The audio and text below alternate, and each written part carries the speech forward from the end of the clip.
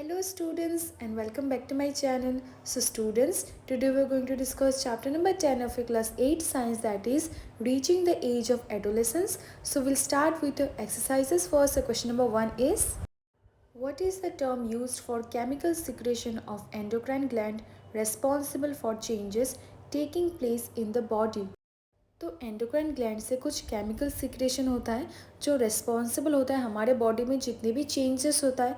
तो वही जो केमिकल सीक्रेट होता है उसका नाम क्या, उसका टर्म क्या, पर्टिकुलर टर्म आपको बताना है। So the correct answer is hormones. So what you will write, hormones are chemical messengers that transport signal from one cell or gland to another cell or gland. तो endocrine gland से जितने भी chemical secret होते हैं उनको क्या बोला जाता है, हॉर्मोन्स बोला जाता है। एंड ये जो हॉर्मोन्स है, हॉर्मोन्स रिस्पॉन्सिबल होता है जो हमारे बॉडी में जो भी चेंजेस आते हैं। हम लोग फर्दर ये और भी अच्छे से पढ़ेंगे। So next is the question number 2, define adolescence, important term. The period of life when the body undergoes changes leading to reproductive maturity is called adolescence. Adolescence begins around the age of 11 and lasts up to 18 or 19 years of age. So, adolescence is that period of life when a person's body undergoes a lot of changes. यानी specifically हम लोग बात करें both boy and girl का, काफ़ी सारे drastic changes आता है बॉडी पे leading to reproductive maturity is called adolescence. And adolescence कब स्टार्ट होता है, around the age of 11 and last करता है अप टू 18 और 19 years. So next is the question number 3. What is menstruation? Explain. Important topic. In a female reproductive ovary, the ova begin to mature with the onset of puberty. One ovum matures and released by one of the ovaries once in about 28 to 30 days. During this period, the wall of the uterus becomes thick so as to receive the egg in case it is fertilized and begins to develop. If fertilization does not occur, the released egg and the thickened lining of the uterus along with its blood vessels are shed off. This causes bleeding in female, which is called menstruation. Menstruation occurs once in about 28 to 30 days. तो female में क्या होता है, जो reproductive phase है वो start होता है प्यूबर्टी में and it last up to approximately around 50 years. तो इस टाइम में, इस पीरियड में देखो क्या होता है। सो हम लोग ये बहुत ही अच्छे से वन बाय वन समझते हैं। फर्स्ट लाइन जैसे आपको लिखा हुआ है, in a female reproductive ovaries the ova begin to mature with the onset of puberty. तो फीमेल में क्या होता है, जो एग होता है वो क्या प्रोड्यूस करता है, ओवरी प्रोड्यूस करता है। एंड ये ओवरी जब मैच्योर्ड हो जाता है उसको क्या बोला जाता है, ओवा बोला जाता है।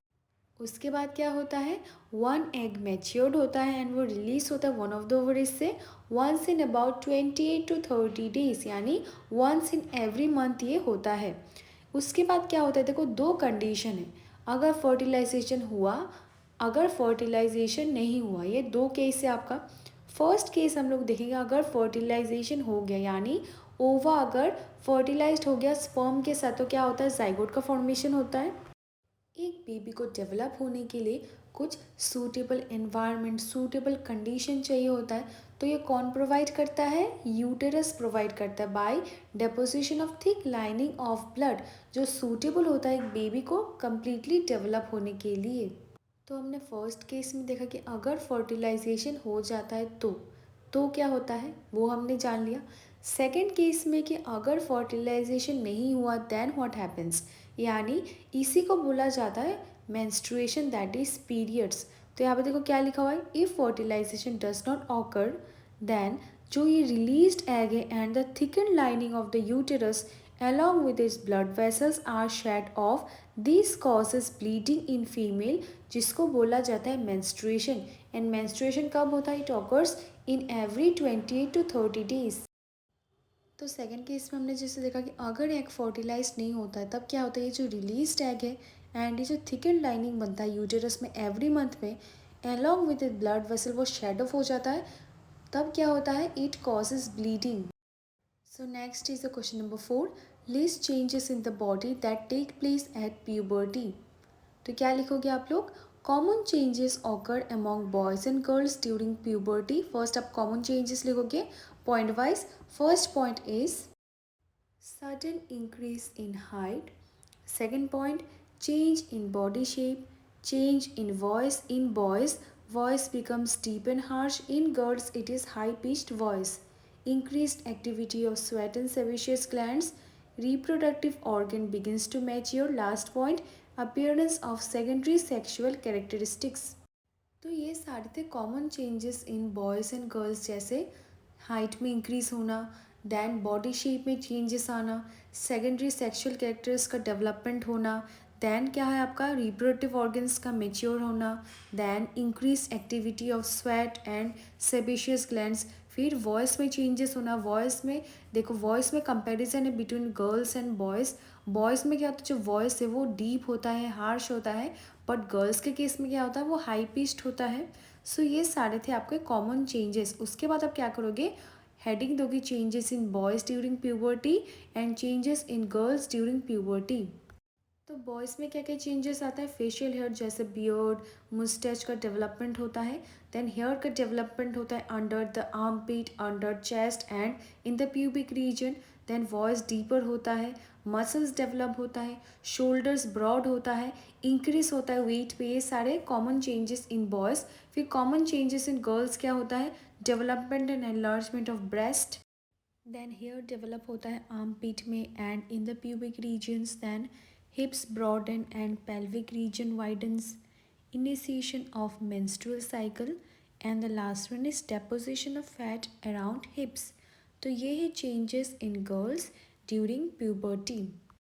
तो यहाँ पे आपको कंपैरिजन दिख रहा होगा बिटवीन मेल एंड फीमेल। तो मेल में आपको सबसे फर्स्ट आपको यहाँ पे दिख रहा होगा एनलार्ज एडम्स एप्पल।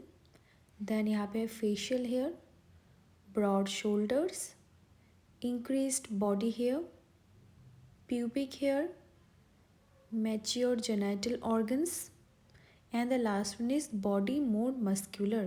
ये है मेल का कैरेक्टरिस्टिक्स ड्यूरिंग प्यूबर्टी। फीमेल का होता है mature breast, broader hips and pubic hair.